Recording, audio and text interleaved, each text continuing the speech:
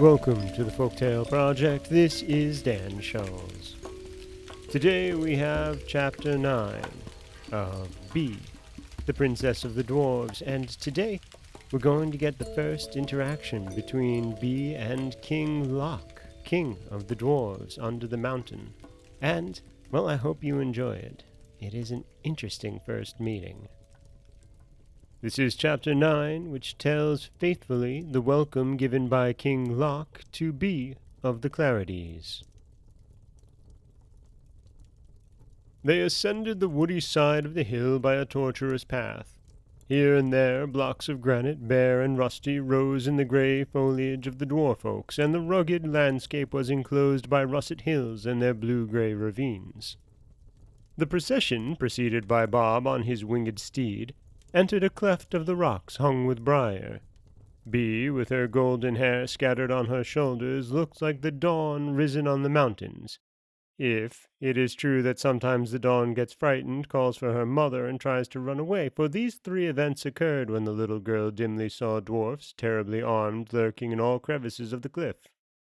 They held themselves motionless, with their bows strung and levelled lances.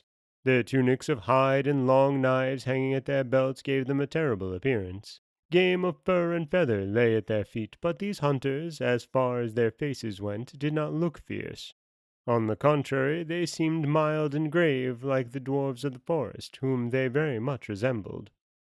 Upright in their midst stood a dwarf of great majesty. He wore a cock's feather at his ear, and on his forehead a diadem studded with enormous jewels. His mantle was flung over his shoulder, showing a robust arm loaded with gold rings. A bugle of ivory and carved silver hung at his belt. He leaned his left hand upon his lance in an attitude of repose and strength, and with the right he shielded his eye to look towards Bee and the light. "King Loc," the dwarves of the forest said to him, "we bring you the beautiful girl we have found. Her name is Bee." "You do right," said King Loc. "She will live among us, as the custom of the dwarfs requires." Then, advancing to Bee, he said to her, "welcome." He spoke gently to her, for already his feelings toward her were friendly. He stood on tiptoe to kiss her hand which hung down, and reassured her that not only should no kind of harm happen to her, but that all her wishes should be satisfied, even if she should ask for necklaces, mirrors, wool of cashmere, and silks of China.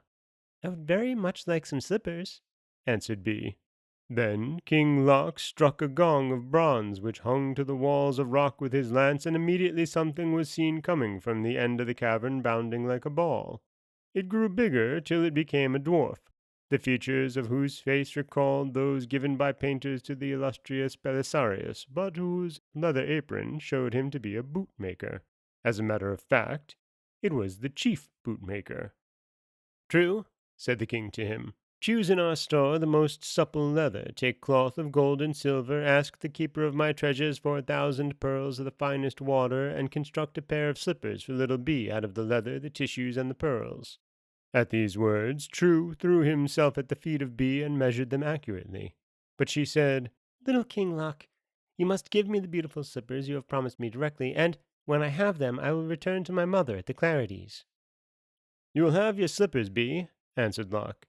"You will have them to walk about inside the mountain, and not to return to the Clarities, for you cannot leave this kingdom where you will learn beautiful secrets that are unguessed upon the earth. Dwarves are superior to men, and it is for your kindness that you have been found by them." "It is for my unhappiness," answered Bee. "Little King Loc, give me wooden shoes like those worn by peasants, and let me return to the Clarities." But King Loc shook his head to express that it was not possible. Then Bee clasped her hands and sweetened her voice. "Little King Loc, let me go, and I will love you." "You will forget me, Bee, on the sunny earth." "Little King Loc, I will not forget you, and I will love you as much as Breath of Wind." "And who is Breath of Wind?" "My cream-colored pony. He has a pink bridle and eats out of my hand. When he was small, the Squire Freeheart used to bring him up to my room of a morning, and I used to kiss him. But now Freeheart is at Rome, and Breath of Wind is too big to go upstairs." King Loc smiled. "Bee, will you love me more than Breath of Wind?" "I will." "That is right?" "I will, but I cannot. I hate you, little King Loc, because you prevent me seeing my mother and George again." "Who is George?" George is George, and I like him." The friendship of King Loc for Bee had largely increased in a few moments, and as he already hoped to marry her when she was of age and through her to reconcile men and dwarfs, he feared that George might at some time become his rival and disturb his plans. This is why he knit his eyebrows and walked off, drooping his head like a worried man. Bee, seeing she had vexed him, gently plucked at the skirt of his coat. "Little King Loc," she said in a sad and tender voice, "why do we each of us make the other unhappy?" "Bee, it is the fault of circumstances," answered King Loc. "I cannot take you back to your mother, but I will send her a dream which will inform her of your fate, dear Bee, and console her." "Little King Loc," answered Bee, smiling through her tears, "you have had a good idea, but I will tell you what you ought to do. Every night you ought to send my mother a dream in which she will see me, and send me a dream in which I will see my mother." King Loc promised to do so, and what he said he did. Each night Bee saw her mother, and each night the Duchess saw her daughter. This satisfied their affection a little. And that is Chapter 9 of Bee, the Princess of the Dwarves. Next week, we'll pick back up with the story and find out more about this kingdom of the dwarves. This is Dan Scholz of the Folktale Project. Don't forget that you can subscribe to the podcast on Apple Podcasts, Stitcher, Google Play, Overcast, anywhere you like to get your podcasts. You can follow us on Twitter at Folktale Project.